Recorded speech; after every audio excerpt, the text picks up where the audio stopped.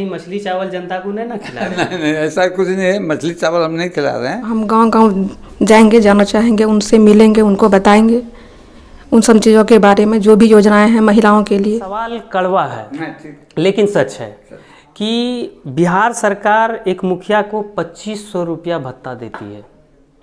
क्या उस 2500 रुपये में उनका परिवार चल पाएगा? आज हम पंचायत चुनाव की चर्चा करने के लिए हम सिकंदरपुर पंचायत पहुँचे हैं और यहाँ जानने की कोशिश करेंगे कि आखिर विकास का पिछले टर्म में क्या काम हुआ। और सबसे बड़ी बात है कि अभी के समय में चुनाव के माहौल में कई सारे प्रत्याशियों के नए चेहरे नज़र आ रहे हैं, लेकिन क्या वो चेहरा जीत कर जाएंगे तो विकास का काम कर पाएंगे या फिर नहीं कर पाएंगे। इसी बीच हम एक प्रत्याशी अनुपमा सिंह से मिलने आए हैं, उनसे आपको बातचीत करके सुनाने का कोशिश करेंगे कि आखिर वो जीतने के बाद क्या इस क्षेत्र के विकास के विषय में सोच पाएंगे, क्योंकि अभी के समय में जो जनता है वो थोड़ा सा भ्रमित हो जाता है, दूसरे के बहकावे में आ जाता है। अपने प्रत्याशी जो भी हैं अपना अपना विकास का चर्चा करते हैं कि हम जीतने के बाद इस तरह का काम करेंगे, ऐसा काम करेंगे, इस तरह का विकास करेंगे। इसी बीच हम पहुँचे हैं एक मैडम के पास, ये भी एक प्रत्याशी हैं इस क्षेत्र के, उनसे जानने की कोशिश करेंगे कि आखिर वो किस चीज़ को लेके, किस मुद्दा को लेके, किस विकास को लेके क्षेत्र में प्रवेश किए हैं। एक प्रत्याशी होने के नाते उनसे बात करेंगे कि आखिर वो जीतने के बाद क्या विकास का काम करेंगे। अगर सामाजिक स्तर पे, धरातल स्तर पर बात किया जाए तो महिला वर्ग उतना विकसित नहीं हुए हैं, उनको सही से योजनाओं के विषय में जानकारी नहीं हो पाती। क्या इस चीज़ को आप, जो भी लोग अनभिज्ञ हैं इससे, क्या उसको आप जानकारी दे पाएंगे इस चीज़ को लेके? योजना, बहुत सारी योजनाएं महिला वर्ग के लिए, बिहार सरकार स्पेशल योजना निकालती है महिला वर्ग के लिए। क्या उस व्यक्ति को, उस महिला को आप उसको जानकारी देने का काम कर पाएंगे? जी बिल्कुल, हम गांव-गांव जाएंगे, जाना चाहेंगे, उनसे मिलेंगे, उनको बताएंगे उन सब चीज़ों के बारे में, जो भी योजनाएं हैं महिलाओं के लिए।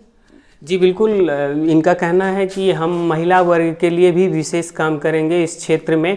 इनके पिताजी हैं बगल में, उनसे भी बात करेंगे। 1978 से ये लगातार मुखिया के पद पर रहे हैं। पिछले बार आरक्षण सीट हो जाने के बाद उम्मीदवारी इनकी नहीं हो पाई थी, लेकिन 25 साल लगातार मुखिया रहना कम बड़ी बात नहीं है। उनसे भी बात करेंगे कि आखिर आप 25 साल पिछले बार जीते, 1978 से आप लगातार मुखिया के पद पर रहे, क्या विकास का आपने काम किया है या अब की बार आपकी बेटी मुखिया के उम्मीदवारी में है और ये जीतेंगे तो विकास का काम करेंगे? आखिर क्या विकास का काम करेंगे, किस मुद्दे को लेकर जनता इनको वोट देगी? क्या नाम है सर आपका? मेरा नाम श्यामा प्रसाद सिंह है। अच्छा, ये बताइए, आप 1978 से पिछले बार मुखिया रहे हैं और लगभग 25 साल मुखिया रहे। क्या एक सवाल आपसे पूछना चाहेंगे, थोड़ा सवाल कड़वा है लेकिन सच है कि बिहार सरकार एक मुखिया को 2500 रुपया भत्ता देती है। क्या उस 2500 रुपये में उनका परिवार चल पाएगा? ऐसा तो कोई भी आदमी बताएगा। अब मैं भी इसको बता रहा हूँ कि 2500 रुपया तो बहुत कम पड़ता है मुखिया के लिए, तो सामाजिक काम करते हैं, लेकिन करना तो पड़ता है काम, क्योंकि बाहर ही रहना पड़ता है, घर से बाहर ही रहते हैं, ज़्यादातर समय बाहर बीतता है। तो बाहर में अब उसको हम कुछ तो खर्च हो गया, कुछ तो समय उसमें भी जरूरत, अब बाकी जो पैसा मिलता है उसके लिए तो काफ़ी कम पड़ता है। इससे ये तो सही रूप नहीं है। स्वाभाविक सी बात है, कोई भी पंचायत हो, इस पंचायत की बात नहीं कर रहे हैं बल्कि पूरे बिहार की हम बात करना चाह रहे हैं कि किसी भी पंचायत का मुखिया हो वो तो योजनाओं से लूट का काम करेंगे ही, ये बात तय है। नहीं अगर करेंगे तो वो कैसे जिएंगे? आप बताइए कि 2500 रुपये की सैलरी में वो कैसे जो है अपना जीवन यापन करेंगे? आप खुद इस चीज़ को सोचिए।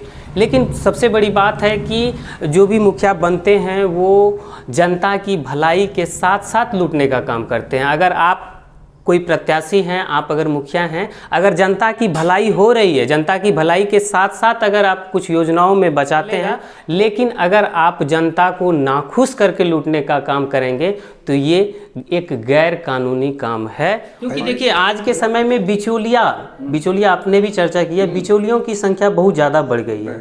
ठीक है, क्या उस बिचौलिया को हटाने का काम कर पाएंगे? जी हाँ बिल्कुल, मैं तो अपने स्तर से ज़रूर कर पाऊँगा। मैंने इसको किया भी है, इसलिए उम्मीद है और भरोसा है और इच्छा भी है कि हम वैसा ही करेंगे जो बीच में बिचौलिया नहीं आएंगे।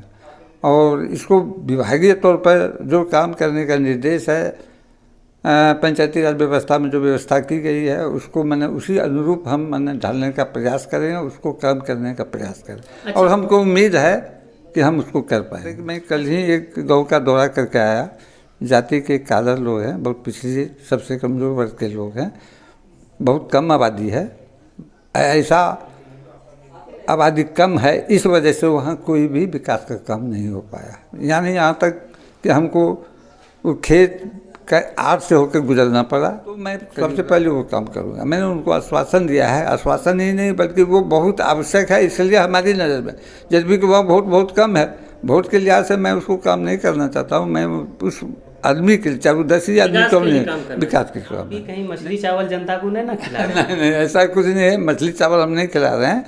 लेकिन ऐसी बात है कि यदि गरीब गुरबा लोग पहले चुनाव के अवसर पर नहीं, ऐसा मेरा सोचना है, मानना है कि यदि कोई गरीब आते हैं तो जिसको आवश्यकता होती है वैसा हमारा ये प्रयास रहता है कि उसको यथासंभव हम मदद कर सकें। ये मेरा मैंने अपना एक उद्देश्य होता है, तो हम उसी के अनुरूप काम करते हैं। ये चुनाव के समय जो भी कुछ होता है वो तो वोट के लिए करते हैं लोग, लेकिन ऐसा मेरे साथ नहीं है, मैं ऐसा नहीं करता। जी बिल्कुल, जनता से भी एक अपील है हमारी, आप मछली चावल के चक्कर में ना फंसें। हमेशा एक विकास के मुद्दे जो लगे कि ये आदमी विकास कर सकता है उसी व्यक्ति को अपना मतदान दें। हमेशा समाज के विकास की और अग्रसर होने के नाते उसको वोट दें। हमेशा विकास के मामले को आगे रखें, ना कि मछली चावल।